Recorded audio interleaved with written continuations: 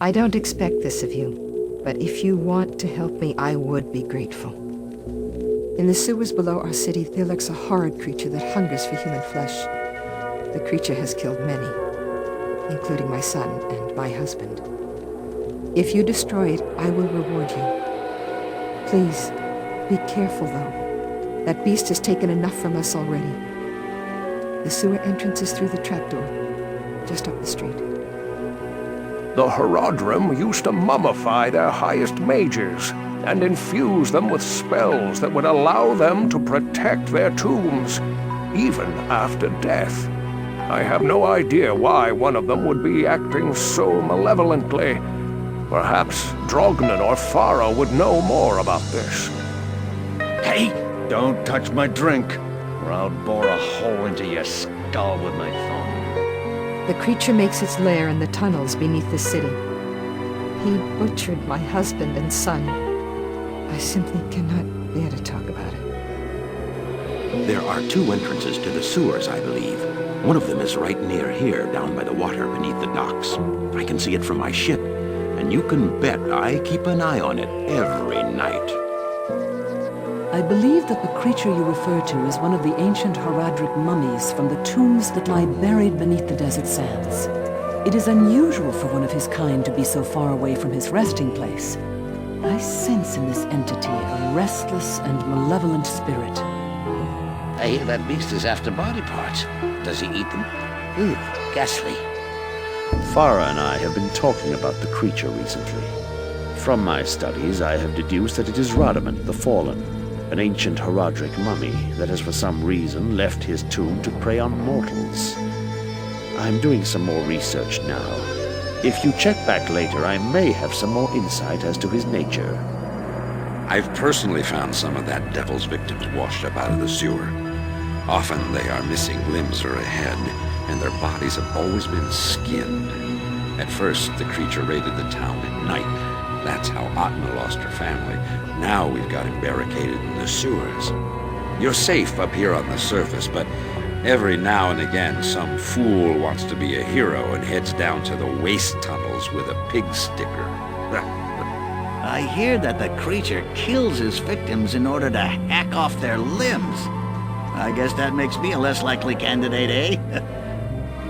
I've heard tales of walking corpses out in the desert at night, though I've never actually seen one. I am starting to have second thoughts about my request. I couldn't bear the thought of you losing your life on my behalf. Please, be careful. Drognan told me something interesting earlier today. It might explain why Radament is so restless, and it might have something to do with why he is stealing human body parts. I've just been reading something interesting about this sort of undead. Apparently, certain Haradric funereal priests altered the bodies of their dead mages with magical and surgical techniques, often replacing body parts with those of animals. This was thought to augment their powers and raise their status in the afterlife. Aha! Back for a small shot of courage? Believe me, it doesn't help for long. Drinks, barkeep!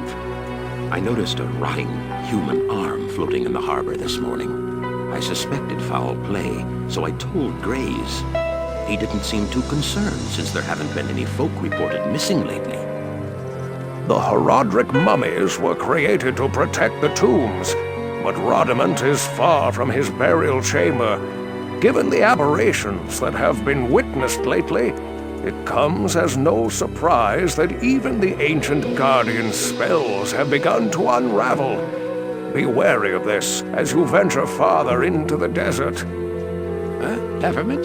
Oh, Radament. Yes. Oh, a foul creature. Some of my exploding potions should do quite nicely against him. They usually work well against the undead. Death is not afraid of the living, but the living abhor death. If you're going to fight that thing, use some common sense. Be knowledgeable about what harms the undead. Poison, for instance, will have little effect. We've been meaning to send an organized group down there to kill that thing, but it would be dangerous. We just can't afford the chance of losing any men with all the trouble that's going on in the desert.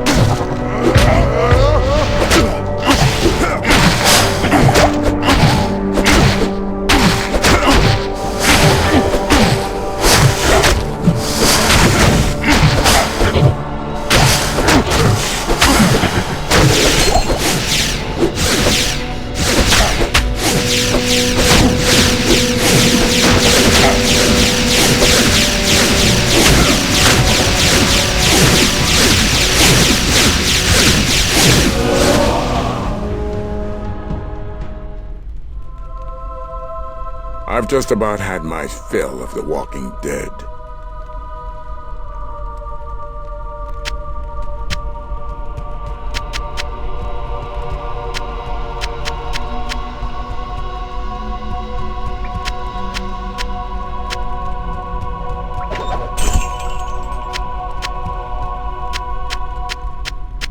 They say that the taste of vengeance is bittersweet, but I find it to my liking. In addition to my undying gratitude, I have spoken on your behalf with the rest of the townspeople. The merchants have agreed to show their gratitude by offering their wares and services at lower rates. Oh, Jaren wants to see you too. You'll find him in front of the palace. Whoa. Radament the Fallen, is it? I've fallen off many a bar stool. No one calls me Geglash the Fallen. I might go so far as to say, Geglash, you've fallen. If you haven't already, tell Atma that Radament is dead. It may help to ease the weight of her mourning.